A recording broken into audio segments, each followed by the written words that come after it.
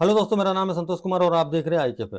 आज हम बात करेंगे एईपीएस का न्यू रूल जो एनपीसीआई ने लागू किया है 1 जुलाई 2026 से। आपको पता है एनपीसीआई हमेशा नए नए रूल्स लाते रहते हैं। जैसे कि पहले L0 डिवाइस चलता था, उसे बंद कर दिया और L1 को लागू कर दिया। उसी तरह से इस बार भी एक नया अपडेट आया है, 1 जुलाई से ये लागू हो रहा है। अब आप पहले की तरह एईपीएस के जरिए विड्रॉ नहीं कर पाएंगे पैसे। जैसे पहले फिंगरप्रिंट के जरिए आराम से आप कस्टमर्स का पैसे विड्रॉ कर पाते थे, अब आपको इसमें प्रॉब्लम्स आएगी। तो ये पूरा अपडेट क्या है इसी बारे में हम बात करेंगे। तो चलिए शुरू करते हैं। और एक चीज आपको याद दिलाना चाहेंगे, अगर आप हमारे चैनल में पहली बार आए हैं तो कृपया हमारे चैनल को सब्सक्राइब कर लें और बेल बटन को ऑन कर दें। हम ऐसे ही इन्फॉर्मेशन वाली वीडियोस बनाते रहते हैं। तो चलिए अब शुरू करते हैं। जैसे कि आप देख सकते हैं एनपीसीआई 2026/27 में EPS 001096 ये एक लेटर हुआ है। इसमें नया रूल के बारे में डिटेल में बताया गया है। ये आप पॉज करके पढ़ सकते हैं या फिर मैं डिस्क्रिप्शन में लिंक दे दूंगा, वहां से आप जाके ये पीडीएफ को डाउनलोड कर सकते हो। तो हम न्यूज वेबसाइट पर जाके आपको सारा डिटेल बताते हैं। आधार कार्ड से 5,000 से ज्यादा कैश विड्रॉल का न्यू एनपीसीआई रूल 2026 ये क्या है हम देख लेते हैं। एईपीएस न्यू रूल 2026 का नया नियम लागू, 5,000 से ज्यादा निकालने पर ओटीपी जरूरी। तो ये आपका एक तारीख से लागू हो रहा है कि अगर आप एईपीएस या फिर आधार पे के जरिए 5,000 से ज्यादा कैश विड्रॉ करने का कोशिश करते हैं किसी कस्टमर का, तो कस्टमर के आधार लिंक मोबाइल नंबर पे एक ओटीपी जाएगी।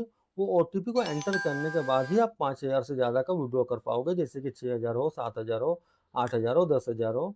अगर 5,000 से ऊपर आपको विड्रॉ करना है तो कस्टमर के आधार लिंक मोबाइल नंबर पे ओटीपी जाएगी। आप ये देख सकते हैं एनपीसीआई ने 12 जून 2026 को ये सर्कुलर जारी किया है, जिसकी इफेक्टिव डेट 30 जून 2026 तक है। नया नियम क्या है? यदि ग्राहक एईपीएस कैश विड्रॉल या भीम आधार पे के माध्यम से 5,000 से अधिक का ट्रांजैक्शन करता है तो अब केवल फिंगरप्रिंट प्राप्त नहीं होगा। अब दो स्तर की ऑथेंटिकेशन होगी, फिंगरप्रिंट बायोमेट्रिक ऑथेंटिकेशन एंड आधार से रजिस्टर मोबाइल नंबर पे ओटीपी। ओटीपी सफलतापूर्ण दर्ज करने के बाद ही 5,000 से अधिक का ट्रांजैक्शन पूरा होगा। यदि आधार ओटीपी ऑथेंटिकेशन सफल नहीं होती तो ट्रांजैक्शन प्रोसेस नहीं किया जाएगा। ओटीपी किस नंबर पर आएगा? ओटीपी यूआईडीआई में आधार के साथ रजिस्टर मोबाइल नंबर पे भेजा जाएगा, बैंक के किसी दूसरे मोबाइल पर नहीं। एनपीसीआई ने यह नियम लागू किया, इसका उद्देश्य एईपीएस फ्रॉड को कम करना, ग्राहकों की सुरक्षा बढ़ाना, अनऑथोराइज्ड कैश विड्रॉ रोकना, आधार बैंकिंग को अधिक सुरक्षित बनाना। यदि आधार में मोबाइल नंबर रजिस्टर नहीं है या ओटीपी प्राप्त नहीं होता तो 5,000 से अधिक का एईपीएस कैश विड्रॉ पूरा नहीं हो सकेगा, क्योंकि ओटीपी आधारित अतिरिक्त सत्यापन अनिवार्य होगा। तो आप देख सकते हैं ये नया नियम लागू कर दिया, जो आज 1 जुलाई 2026 से सारे पोर्टल्स में एक्टिव होने लगेंगे। हो सकता है कुछ कुछ पोर्टल्स में अभी तक एक्टिव ना हुए हों, पर कुछ कुछ में हो चुके हैं।